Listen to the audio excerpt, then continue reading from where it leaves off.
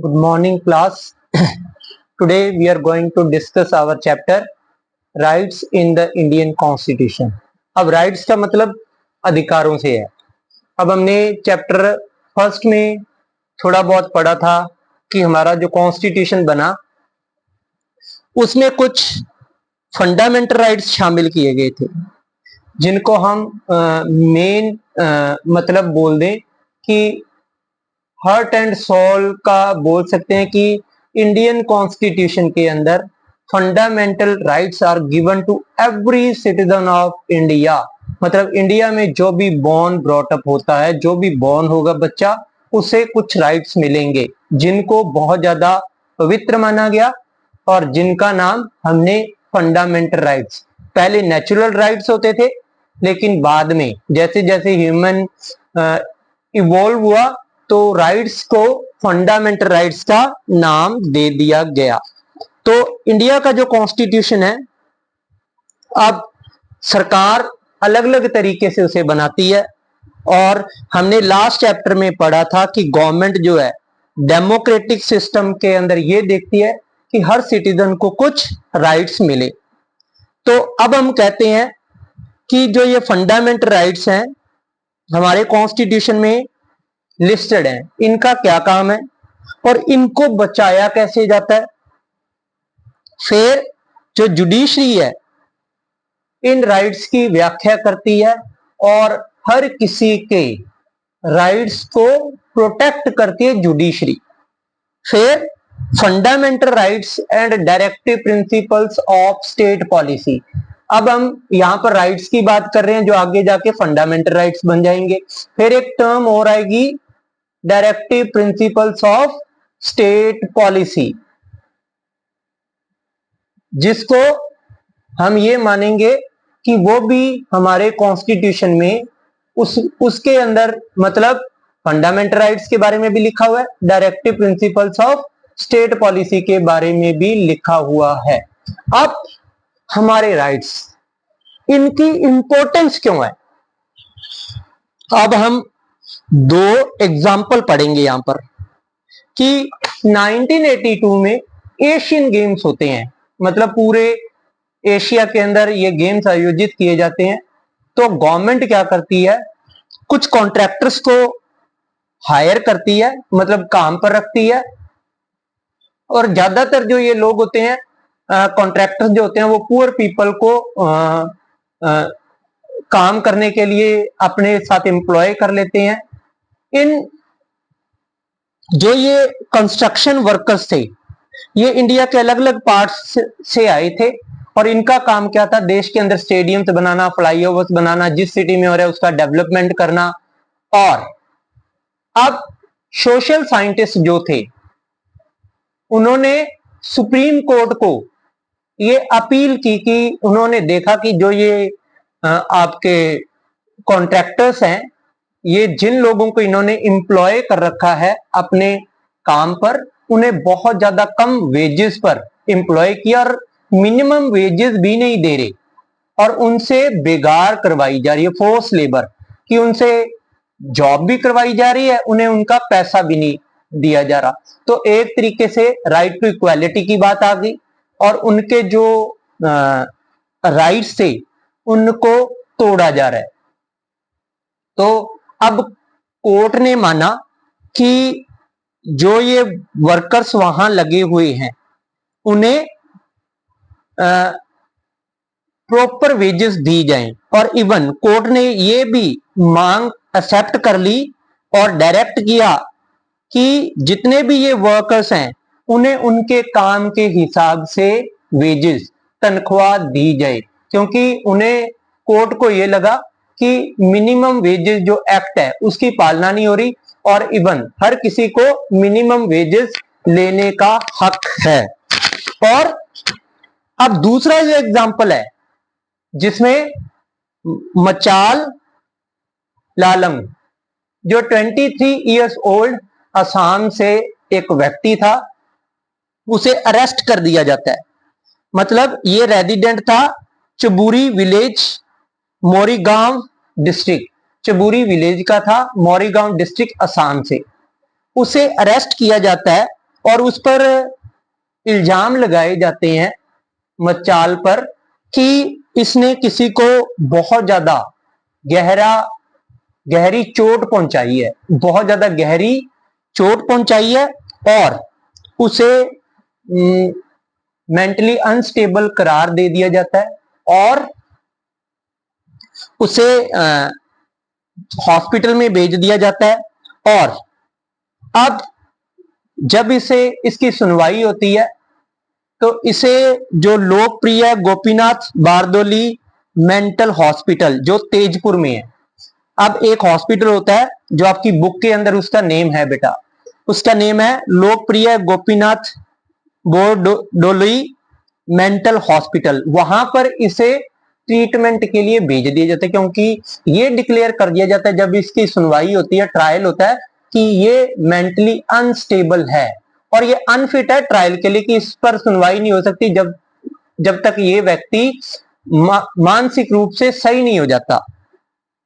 अब इसको ढंग से ट्रीट किया जाता है डॉक्टर्स के द्वारा और डॉक्टर इसको फिट करार दे देते हैं 1967 और 1996 में, और ये बोल दिया जाता है कि ये अब इस पर मुकदमा चलाया जा सकता है, इसकी मतलब कोर्ट में ले जाके इसकी सुनवाई हो सकती है। लेकिन और सरकार या जो प्रशासन होता है इसकी तरफ कोई ध्यान नहीं देता और मचाल जो होता है वो लगातार जुडिशियल कस्टडी की सरकार की कस्टडी में रहता है, मेंटल हॉस्पिटल में रहता है या उसे ट्रांसफर कर दिया जाता है, जेल के अंदर रहता है वो।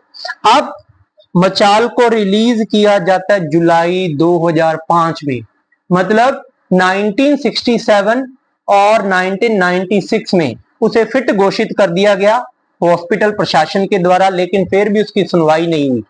अब जुलाई 2005 में उसे छोड़ा जाता है जब वो 77 ईयर्स का हो जाता है, 23 साल की उम्र में जेल जाता है, 77 साल की उम्र में 77 ईयर्स का हो जाता है, 54 ईयर्स कस्टडी में रहता है और ऐसी कोई सजा नहीं है जो 54 ईयर्स की हो।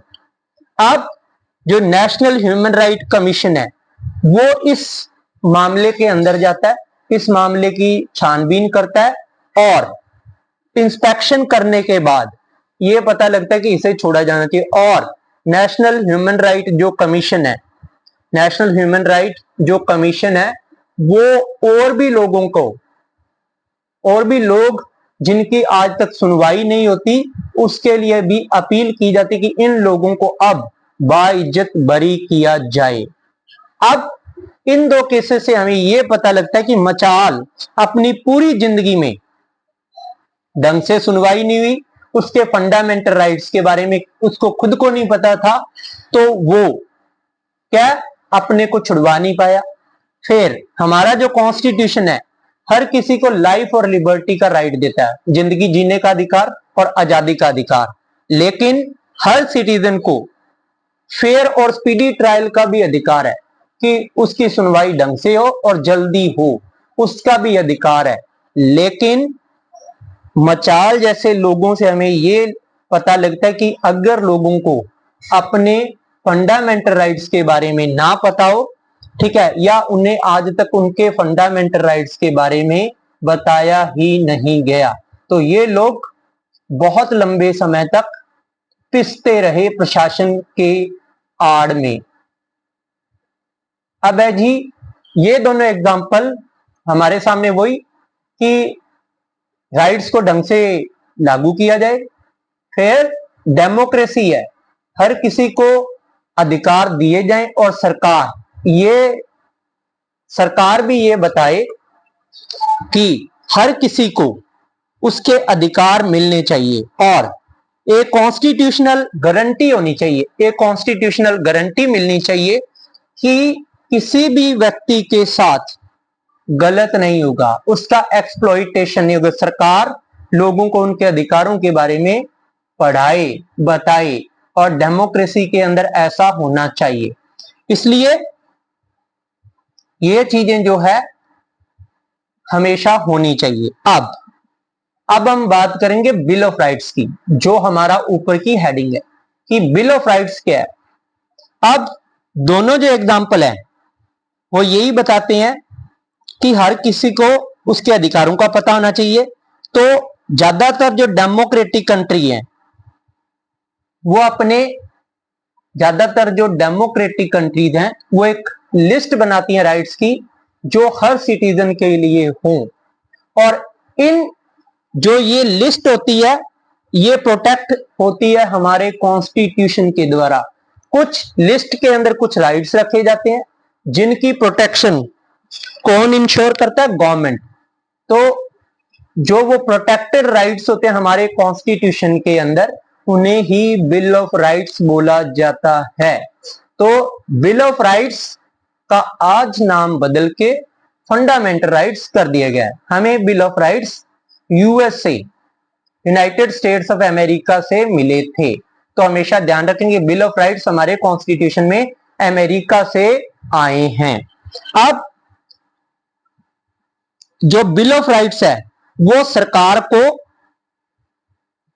आम नागरिकों के अधिकार को तोड़ने से रोकता है। बिल ऑफ राइट्स है हमारे अधिकारों को, सरकार हमारे अधिकारों को ना तोड़े, इसलिए हमें कि हमारे अधिकार की रक्षा के लिए, हमारे अधिकारों की रक्षा के लिए हमें बिल ऑफ राइट्स मिला हुआ है। और अगर कुछ गलत होता है तो हम इसका समाधान भी बिल ऑफ राइट्स के अंदर ही है। जैसे आगे जाके हम पढ़ेंगे कि हमारा जो कुछ राइट्स हैं वो हमारे राइट्स को, दूसरे राइट्स को बचाते हैं। तो अब जो कॉन्स्टिट्यूशन है, एक इंडिविजुअल के राइट्स यहां लिखा है, from home does constitution protect the rights of individual. अब मैं बोलूं कि कॉन्स्टिट्यूशन है हमारे अधिकारों की रक्षा करता है, लेकिन किससे? अब एक व्यक्ति को दूसरे व्यक्ति से खतरा हो सकता है, या एक व्यक्ति दूसरे व्यक्ति की आजादी छीन सकता है। मैं कहूं कि एक व्यक्ति दूसरे व्यक्ति की आजादी छीन सकता है। तो इसमें हम देखेंगे कि अगर एक व्यक्ति को एक संस्था दूसरी संस्था को डराती है, एक प्राइवेट ऑर्गेनाइजेशन दूसरे प्राइवेट ऑर्गेनाइजेशन पर हावी होना चाहती है, तो जो व्यक्ति को डराया जा रहा है वो अपने राइट्स के लिए सुप्रीम कोर्ट या कोर्ट में पुलिस के पास जा सकता है। इस सिचुएशन में गवर्नमेंट जो है, अब देखिए एक व्यक्ति को अगर किसी से डर है तो वो सरकार से मदद मांग सकता है, या सरकार से बोल सकता है कि मुझे मेरे अधिकारों को दूसरे व्यक्ति के अधिकारों के साथ दूसरे व्यक्ति से बचाइए, मेरे अधिकारों को दूसरे व्यक्ति से बचाइए। सो ये नेसेसरी है कि गवर्नमेंट हमारे एक इंडिविजुअल के अधिकारों की रक्षा करे। और दूसरे हाथ पर सरकार के कुछ ऑर्गन्स हैं, ठीक है, वो भी सरकार के कुछ ऑर्गन्स हैं वो भी कई बार ओवरस्टेप कर जाते हैं अपनी पावर्स। तो अगर सरकार भी हमारे अधिकारों को हनन करती है, अधिकारों को तोड़ती है, तो उसके खिलाफ भी हम जुडिशरी में जा सकते हैं। इवन अगर जुडिशरी तोड़ती है तो हम लेजिस्लेचर में कंप्लेन कर सकते हैं। तो सरकार के जो ऑर्गन है वो सरकार के 3 ऑर्गन जिसकी हम बात करते हैं, लेजिस्लेचर, एग्जीक्यूटिव एंड जुडिशरी, ये एक दूसरे को बैलेंस करते हैं और ये तीनों ही आम आदमी के अधिकारों को भी बचाते हैं। अगर ये तीनों भी तोड़ते हैं तो भी हमारे पास ऐसे तरीके हैं जिससे हम इनके खिलाफ भी कंप्लेन करके अपने अधिकारों की, अपने को मिलने वाले जो फंडामेंटल राइट्स है उनकी रक्षा कर सकते हैं। अब जी इंडियन कॉन्स्टिट्यूशन है जो, उसके अंदर हमें कुछ राइट्स मिले हुए हैं जिसको हम कहते हैं जी फंडामेंटल राइट्स।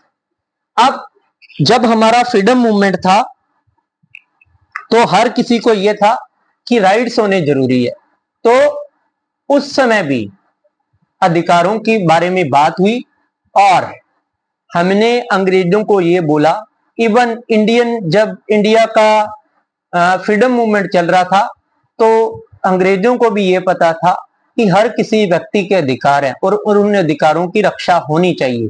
इसलिए मोतीलाल जी नेहरू ने कमेटी थी, मोतीलाल जी नेहरू कमेटी, उन्होंने बिल ऑफ राइट्स मतलब हमारे अधिकारों की बात 1928 में ही कर दी थी। उन्होंने बोला था कि हर व्यक्ति के कुछ अधिकार हैं और उनकी रक्षा होनी चाहिए और हर व्यक्ति को कुछ अधिकारों का प्रावधान मिलना चाहिए, कि हर व्यक्ति को कुछ अधिकार मिलने चाहिए जो बहुत ज्यादा पवित्र होने चाहिए। इसलिए ये नेचुरल है कि इंडिया जैसी इंडिपेंडेंट हुआ, अब इंडिया इंडिपेंडेंट हुआ तभी हमारा कॉन्स्टिट्यूशन बनना स्टार्ट हो गया। अब मैंने आपको बताया था कि इंडियन कॉन्स्टिट्यूशन लेंथीएस्ट कॉन्स्टिट्यूशन है, उससे बनने में 2 साल 11 महीने और 18 दिन लगे। तो हमारे कॉन्स्टिट्यूशन में भी पार्ट पार्ट 3 में फंडामेंटल राइट्स लिखे हुए हैं और इनके प्रोटेक्शन के लिए भी बहुत सारे प्रावधान किए गए हैं। तो अब मैं अगर आपको बोलूं कि हमारा जो कॉन्स्टिट्यूशन है लगभग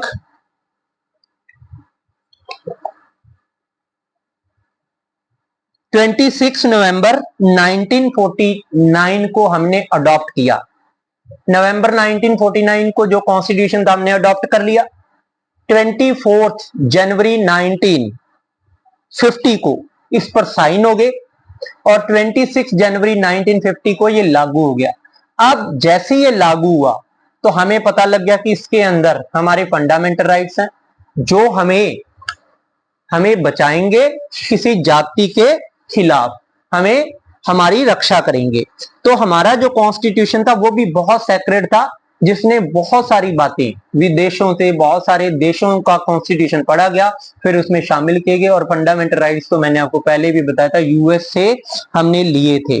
अब जो कॉन्स्टिट्यूशन है इन राइट्स को स्पेशली लिस्टेड किया गया, स्पेशली प्रोटेक्ट किया गया।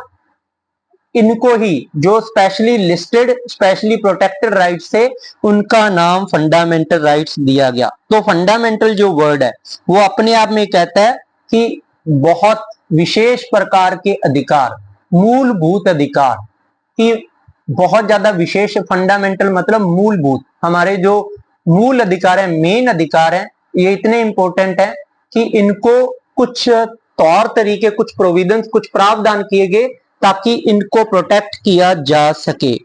और हमारा जो कॉन्स्टिट्यूशन है वो भी ये ध्यान रखता है कि हमारे जो फंडामेंटल राइट्स हैं, मैं फंडामेंटल राइट्स को पहले भी कह रहा हूं कि सरकार, हमारा जो कॉन्स्टिट्यूशन ये ध्यान रखता है कि हमारे फंडामेंटल राइट्स का जो वायलेट है वो सरकार भी ना करे, सरकार भी हमारे फंडामेंटल राइट्स को तोड़ ना पाए। अब हमारे जो एक फंडामेंटल राइट्स हैं, एक हैं जी ऑर्डिनरी राइट्स। 2 तरीके के अधिकार होते हैं। अब ऑर्डिनरी लीगल राइट्स हैं जो आम कानून से बन जाते हैं। अब विशेष तरीके से बनाए जाते हैं, जो विशेष स्पेसिफिक प्रोविजंस किए जाते हैं, तो वो होते हैं जी फंडामेंटल राइट्स। अब सिंपल लीगल राइट है, जो ऑर्डिनरी लीगल राइट्स है, उन्हें चेंज भी किया जा सकता है, बट सरकार कभी भी फंडामेंटल राइट्स को चेंज नहीं कर सकती। ऑर्डिनरी लीगल राइट्स को सरकार कभी भी खत्म कर सकती है, लेकिन fundamental rights can't be ended, can't be changed. उनमें सिर्फ रिफॉर्म और सुधार किए जा सकते हैं। ऑर्डिनरी लीगल राइट्स जो है वो सरकार अपनी मन मर्जी से बनाती है, और जो फंडामेंटल राइट्स हैं ये शुरू जब हमारा कॉन्स्टिट्यूशन बना था तभी से हैं। और इवन हमारा जो लेजिस्लेचर है वो भी फंडामेंटल राइट्स में अगर चेंज करना चाहता है तो उसे भी 2/3 मेजोरिटी के साथ, स्पेशल प्रोविजन के साथ फंडामेंटल राइट्स को में थोड़े बहुत बदलाव कर सकता है। वो थोड़े बहुत प्रोविजंस हैं जो ऐड कर सकता है, थोड़े प्रोविजंस को डिलीट कर सकता है, लेकिन टेम्परेरी किसी भी अधिकार को हमारा लेजिस्लेचर भी डिलीट नहीं कर सकता जी। अब अब हम आगे पढ़ेंगे कि जुडिशरी। अब देखिए, अब अगर हम एक बात और करें कि जो हमारे देश की जुडिशरी है, अब जो हमारे बिल ऑफ राइट्स हैं उनकी बात होगी। अब हमारी जो जुडिशरी है वो हमारे फंडामेंटल राइट्स जो हैं उनको प्रोटेक्ट करती है किसी भी वायलेशन से, किसी भी तौर तरीके से, और किसी भी गवर्नमेंट से, अगर कोई भी गवर्नमेंट आए उससे। और जो एग्जीक्यूटिव और लेजिस्लेटिव जो एक्शंस हैं जो इलीगल डिक्लेयर कर दिए जाते हैं हमारी जुडिशरी के द्वारा, अगर हमारी जुडिशरी लेजिस्लेचर को, लेजिस्लेटिव एक्शंस को, इवन हमारे जो ब्यूरोक्रेट्स हैं, एग्जीक्यूटिव है, उनके भी एक्शंस को इलीगल डिक्लेयर कर सकती है अगर वो हमारे फंडामेंटल राइट्स के ऊपर रोक लगा रहे हैं, फंडामेंटल राइट्स को तोड़ रहे हैं। लेकिन फंडामेंटल राइट्स अनलिमिटेड राइट्स नहीं है, उनमें भी हमें कुछ करने की आजादी है, कुछ चीजों पर रोक लगाई जा सकती है, हमारी कुछ बातों पर रोक भी लगाई जा सकती है और हमें कुछ चीजें करने से रोका भी जा सकता है। तो गवर्नमेंट जो है, अगर गवर्नमेंट को लगता है कि फंडामेंटल राइट्स की वजह से कुछ लोगों को तंग किया जा रहा है, तो वो हमारे फंडामेंटल राइट्स पर रोक लगा सकती है। गवर्नमेंट के पास ये अधिकार है कि किसी और के फंडामेंटल राइट्स को आप वायलेट नहीं कर सकते। तो फंडामेंटल राइट्स इतनी भी अनलिमिटेड पावर्स नहीं देते। अब हम थोड़ा बहुत bill of rights south Africa के बारे में पढ़ेंगे। ये दिसंबर 1996 में बने थे। ये कब बने? जब वहां पर ए पार्टीहाइड गवर्नमेंट थी। ए पार्टीहाइड गवर्नमेंट जैसी खत्म हुई तो वहां पर हर साउथ अफ्रीकन के लिए ये जरूरी था कि उसे कुछ अधिकार बने। तो उनकी जो साउथ अफ्रीका की डेमोक्रेसी के लिए ये एक बहुत बड़ा पल था बिल ऑफ राइट्स। अब इसकी वजह से वहां पर हर तरीके का डिस्क्रिमिनेशन खत्म हो गया, गोरे काले का भेदभाव। प्लस मैं क्या कह रहा हूं कि उन्हें बहुत ज्यादा अधिकार दे दिए गए और सरकार ने विशेष स्पेशल प्रोविजन से अधिकार लागू कर दिए गए। अब इन अधिकारों में अगर हम पढ़ें, राइट टू डिग्निटी, आत्मसम्मान, आत्मसम्मान बचाने के लिए अधिकार बनाए गए। फिर प्राइवेसी के, labour practice, fair labour practices, अगर कोई भी जॉब करेगा उसको वेजेस ढंग से मिलेंगी। फिर इन्वायरमेंट के प्रोटेक्शन के लिए सरकार ने प्रावधान किए और लोगों को घर देने का प्रावधान भी सरकार ने किया। लोगों को, जो लोगों की जरूरतें हैं, जैसे हम कहते हैं कि रोटी कपड़ा और मकान, ये जो बहुत ज्यादा सही जरूरतें हैं लोगों की, इनको पूरा करने के लिए सरकार ने कुछ अधिकार दिए। बच्चों के अधिकार बनाए, चिल्ड्रन राइट्स बनाए कि चिल्ड्रंस के राइट्स को वायलेट नहीं करेंगे आप।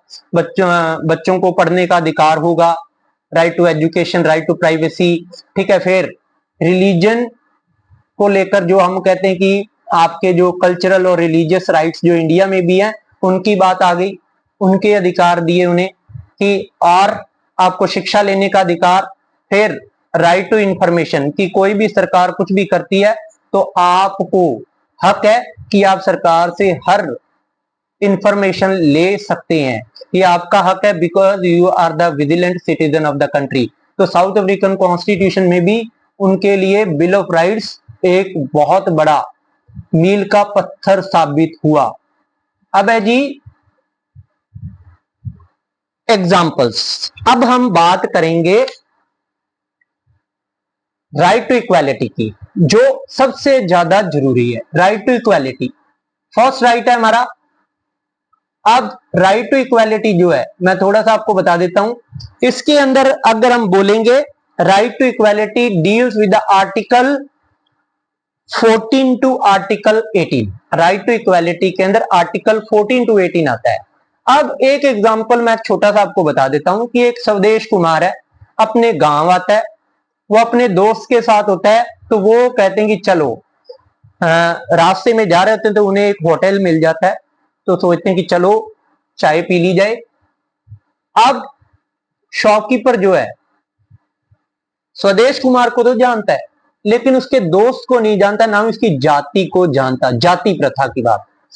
अब शॉपकीपर जो स्वदेश कुमार को अच्छे चीनी वाले कप में चाय दे देता है और उसका जो दोस्त होता है उसे देता है मिट्टी से बने हुए कप के अंदर, मिट्टी का बना हुआ बर्तन, उसके अंदर चाय दे देता है। तो एक तरीके से वही बात होगी, राइट टू इक्वालिटी यहां खत्म होगी कि व्यक्ति व्यक्ति में भी फर्क किया गया। अब दूसरा एग्जांपल जो है कि एक ऑर्डर आता है कि 4 जो न्यूज़पेपर रीडर हैं टेलीविजन चैनल के, वो आज के बाद न्यूज नहीं पढ़ेंगे, और वो सारी औरतें थी। और रीजन क्या दिया गया कि उनकी एज 40 प्लस है, 45 के ऊपर है। और इसी तरीके से अब देखिए औरत और आदमी में भी फर्क हो रहा है, और उसी एज के 2 मर्द, 2 मेंस ऑलरेडी न्यूज रूम का हिस्सा थे, न्यूज अभी भी पढ़ रहे थे। तो एक तरीके से राइट टू इक्वालिटी के अंदर जेंडर का भी डिस्क्रिमिनेशन हो रहा था और कास्ट का डिस्क्रिमिनेशन भी हो रहा था। अब जो राइट टू इक्वालिटी है उसके अगर हम बात करें कि राइट टू इक्वालिटी के अंदर कुछ प्रोविजंस हैं। अब ये तो क्लियर हो गया कि दोनों एग्जाम्पल में डिस्क्रिमिनेशन हुआ, एक तो कास्ट के बेस पर, एक जेंडर के बेस पर। लेकिन राइट टू इक्वालिटी है वो हर तरीके के डिस्क्रिमिनेशन को खत्म करता है। अब खत्म कैसे करता है? Equal access to public places, की लोगों को, कोई भी आदमी किसी भी पब्लिक प्लेस को यूज कर सकता है, चाहे किसी भी जेंडर का हो, किसी भी रेस का हो, किसी भी जाति का हो, किसी भी धर्म का हो। ठीक है, तो जो पब्लिक प्लेसेस है, किसी भी तरीके की पब्लिक प्लेसेस है, चाहे प्लेस ऑफ वर्शिप है, चाहे घाट है, चाहे आप कह दो कि प्लेसेस ऑफ एंटरटेनमेंट है, होटल हैं और शॉप्स हैं, वहां जा सकता है। उसके साथ किसी भी तरीके का जेंडर को लेकर, कास्ट को लेकर, सेक्स को लेकर, ठीक है, रिलीजन को लेकर डिस्क्रिमिनेशन नहीं होगा। पब्लिक एम्प्लॉयमेंट में भी हम कह दो कि अगर पब्लिक एम्प्लॉयमेंट की बात करें, किसी भी तरीके का हमारी सोसाइटी में किसी भी तरीके का अनएम्प्लॉयमेंट को लेकर जेंडर बेस्ड किसी भी तरीके का आप कह दो कि डिस्क्रिमिनेशन होगा नहीं, अगर होगा तो उसके खिलाफ एक्शन लिया जाएगा। अब अनटचेबिलिटी की बात, जो सबसे भद्दा रूप है हमारी सोसाइटी का, सबसे भद्दा क्राइम जो है अनटचेबिलिटी, छुआछूत की समस्या, कि गरीबों को छूना नहीं है। और उसी तरीके से आप राइट टू इक्वालिटी के अंदर ये छुआछूत वाली जो प्रॉब्लम है, जो पुराने समय में चला करती थी, राजाओं के समय में, ठाकुरों के समय में, अब बिल्कुल खत्म है। अगर कोई इसको प्रैक्टिस करता है तो सरकार उसे दंड दे सकती है, सरकार उसे सजा दे सकती है, उस पर फाइन लगा सकती है। और नेक्स्ट जो कह रहे हैं हम, किसी भी तरीके का कोई भी टाइटल नहीं दिया जाएगा एक्सेप्ट मिलिट्री। मिलिट्री के अंदर कर्नल, जनरल, लेफ्टिनेंट और फिर air chief marshal, air marshal, इस तरीके, या एकेडमिक में डॉक्टरेट की डिग्री। एकेडमिक में मिलिट्री के अंदर आपको टाइटल मिल सकते हैं, लेकिन कोई भी ऐसा टाइटल नहीं जैसे पहले राजाओं को दिए जाते थे, वो उस तरीके के किसी भी तरीके के टाइटल नहीं यूज किए जाएंगे, और किसी भी तरीके का कोई भी टाइटल नहीं होगा। सबको बराबर से अपॉर्चुनिटीज मिलेंगी, सबको बराबर से अपॉर्चुनिटीज दी जाएंगी। तो हमारा जो प्रियम्बल है वो खुद कहता है कि इक्वालिटी की बात हम करें, और इक्वालिटी की बात करें, सबको इक्वल अपॉर्चुनिटीज होनी चाहिए। तो हमारी बुक के अंदर एक आर्टिकल 16(4) लिखा हुआ है यहाँ। अब मैं आपको 16(4) का थोड़ा बहुत बता देता हूं कि जो 16(4) है वो कहता है कि सरकार किसी भी जॉब के अंदर रिजर्वेशन कर सकती है अगर उसे लगता है कि वो जाति के लोग बहुत ज्यादा पिछड़े हुए हैं। किसी भी बैकवर्ड क्लास के फेवर में सरकार जॉब्स में रिजर्वेशन दे सकती है, और इसके पीछे सरकार का विचार क्या होगा कि उस जाति को रिप्रेजेंट नहीं किया गया, या उस जाति के लिए इक्वल प्रावधान नहीं बनाए गए। तो सरकार 16(4) के अंदर पिछड़ी हुई जातियों के लिए रिजर्वेशन का प्रोविजन रख सकती है। और इवन जो स्टेटस और इक्वालिटी है, अब देखो स्टेटस की हर किसी को बराबर से प्रतिष्ठा की बात करते हैं हम, फिर अपॉर्चुनिटी की बात करते हैं। इक्वालिटी ऑफ अपॉर्चुनिटी यहां लिखा हुआ है, तो मैं इसका भी बता दूं आपको। हर सेक्शन को उसे मिले हुए अवसर यूज करने का मौका मिलेगा। तो सोसाइटी में जो अलग अलग तरीके की इनक्वालिटीज है वो अपॉर्चुनिटीज में नहीं आएंगी। आपको जो भी अवसर मिलेंगे वो विदाउट कास्ट मिलेंगे, कि इस जाति वालों को ज्यादा अवसर दे दिए, उस जाति वालों को अवसर नहीं दिए। हर किसी को बराबर से सरकारी नौकरी के अंदर अवसर मिलेंगे। तो कॉन्स्टिट्यूशन क्लैरिफाई करता है कि सरकार ऐसी स्कीम्स बनाए जो पिछड़े हुए वर्ग हैं, जो पिछड़े हुए लोग हैं, जो एजुकेशनली बैकवर्ड क्लास हैं, चाहे उसमें महिलाएं हैं, बच्चे हैं, उनके लिए स्पेशल स्कीम्स बनाई जाएं, उनके लिए स्पेशल स्कीम्स बनाई जाएं। और हमने कि उनके लिए स्पेशल तरीके लागू किए जाएं ताकि इन बैकवर्ड क्लासेस को भी आगे आने का मौका मिले। और आपने रिजर्वेशन की बात सुनी होगी, तो अब कहते हैं कि अगर रिजर्वेशन दे दिया तो इक्वालिटी नहीं हुई। तो फिर अब 16(4) जो कहता है वो कहता है कि ये कोई इक्वालिटी की ब्रीच नहीं है, this is not the breach of equality, की आपकी इक्वालिटी खत्म नहीं हो रही। 16(4) ये कहता है कि पॉलिसी जो रिजर्वेशन की है उसको हमारी राइट टू इक्वालिटी का वायलेशन ना देखा जाए, बल्कि वो हमारे कॉन्स्टिट्यूशन की एक आत्मा है। क्यों? जो लोग बहुत ज्यादा पिछड़े हुए हैं उन्हें बराबर लाने के लिए, उनके लिए प्रोविजन करने के लिए सरकार को रिजर्वेशन की पॉलिसी अपनानी पड़ी, ताकि उन्हें भी जॉब्स के अंदर बराबरी से अवसर मिले। अवसर देने के लिए रिजर्वेशन होना जरूरी था। आज के लिए इतना ही। तो आप राइट टू इक्वालिटी पढ़े और फंडामेंटल राइट्स के बारे में पढ़े। आगे वाला जो आगे का चैप्टर है हम नेक्स्ट वीडियो में कंटिन्यू करेंगे। Thank you so much class.